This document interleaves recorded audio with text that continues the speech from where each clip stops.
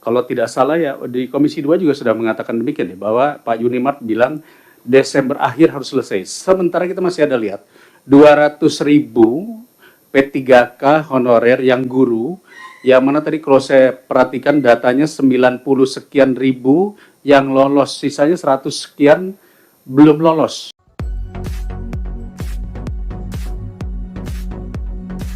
Bapak Ibu, mungkin saya ingin menyampaikan beberapa hal program yang memang akan menjadi fokus dari Kementerian Pan-RB.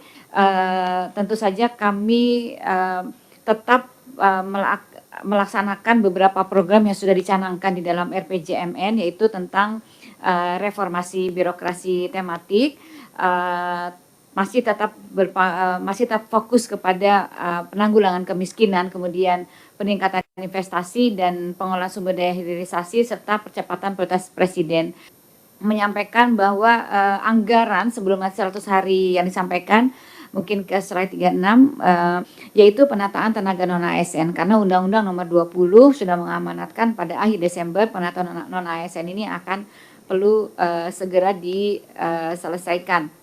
Penataan ASN ini tentunya sebagaimana Undang-Undang Nomor 20 merupakan amanat daripada Undang-Undang Nomor 20 tahun 2023, kemudian untuk memenuhi P3K sesuai dengan kebutuhan instansinya, kemudian juga untuk memperjelas status kepegawaian dari tenaga non-ASN, kemudian ada pemetaan dan identifikasi tenaga non-ASN dan mendorong tenaga non-ASN untuk mendaftar dan mengikuti seleksi P3K untuk tahun 2024, serta dilakukan pengangkatan tenaga non-ASN tahun 2024.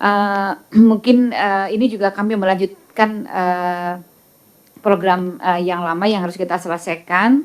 Mungkin Pak Mardhani masih ingat mungkin ya Pak Mardhani, kaitannya kita punya guiding principle bahwa arahan pada saat itu adalah kita menghindari PHK massal dengan tidak mengurangi pendapatan saat ini, kemudian juga menghindari pembengkakan anggaran serta sesuai dengan regulasi yang ada. Saat ini tahun 2024 pemerintah telah menetapkan kebutuhan CASN sebanyak 2,3 juta.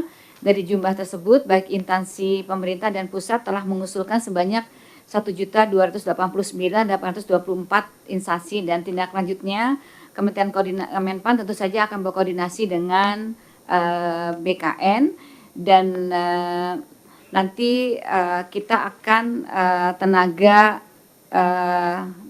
seleksi tenaga non-ASN ini tentunya akan kita upayakan selesai pada tahun ini, dan seleksi PPK untuk tahun 2024 untuk penataan tenaga non-ASN nanti akan terdapat mekanisme dan prioritas serta kriteria untuk pelamarnya. Jadi formasi ini Bapak dan Ibu ini 100% untuk tenaga non-ASN. Jadi untuk P3K ini memang diperuntukkan untuk tenaga non-ASN. Jadi ini sesuai hasil kesepakatan dengan Komisi 2 adalah yang berdasarkan data di BKN.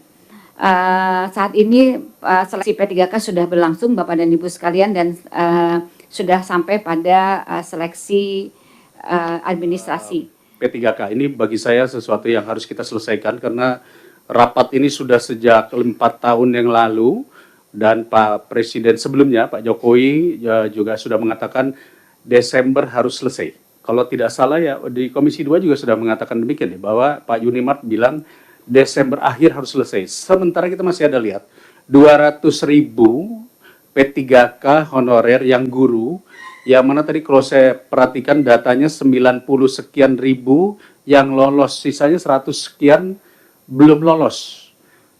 Nah, catatannya adalah yang nggak lolos ini bagaimana nasibnya?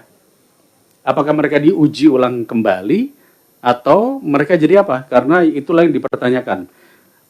Kita paham untuk bisa menjadi P3K maka harus lolos seleksi, harus tes.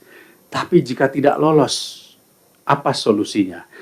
Mudah-mudahan kita juga bisa mendapatkan masukan di sini, sehingga kami tahu apa yang harus kita perjuangkan. Jadi bukan masalah 100 hari, ini kita berbicara masalah nasib orang. Ini sama juga mungkin yang harus kita tegaskan. Saya 20 tahun di DPRD Provinsi, setiap tahun ributnya masalah ini. Bu Menteri, Pak Wakil Menteri, kira-kira penataan kita terhadap tenaga kerja non-ASN ke depan bagaimana? Karena masih banyak, apalagi setiap sehabis pilkada, walaupun katanya sudah tidak boleh lagi kita mengangkat tenaga honorer, tapi tiba-tiba kepala daerah dengan cerdas mengeluarkan instrumen-instrumen baru untuk mengangkat pegawai. Bahkan sekarang udah muncul dengan modus-modus SK hanya kepala dinas atau jangan-jangan cuma kepala UPTD. Nah ini sekarang mereka menuntut setelah 5 tahun, 10 tahun, mereka menuntut saya juga honorer. Kalau kita berhentikan, bagaimana ini? Ini menjadi satu hal yang menjadi pertanyaan ketika kita bicara database honorer tadi kalau Pak Didi Yusuf mengatakan tinggal 100.000 guru, tapi pada kenyataan nanti muncul lagi ada yang namanya guru komite, ada guru yang diangkat kepala sekolah. Ini juga menjadi begitu 5 tahun sampai 10 tahun mereka ngajar, mereka juga minta, kami juga sudah ngajar 5 sampai 10 tahun. Begitu Kang Dede ya. Nah ini PR-PR yang ini yang harus kita selesaikan.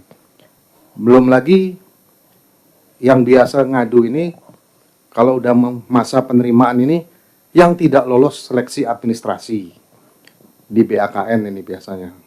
Nah ini tolong bagaimana, ya kadang-kadang kalau kita bilang gak pinter mereka, ya mungkin ya kurang paham bagaimana meloloskan dirinya dari administrasi. Jadi hal-hal ini yang mungkin harus kita sikapi ke depan, kebijakannya seperti apa. Sebab kalau kita biarkan terus nanti, besok habis pilkada ini, di awal tahun 2025 muncul lagi nanti instrumen-instrumen baru, Bu Menteri, Pak Wamen, kepala daerah ngangkat orang lagi. Tiba-tiba gajinya muncul dengan nomenklatur yang aneh-aneh.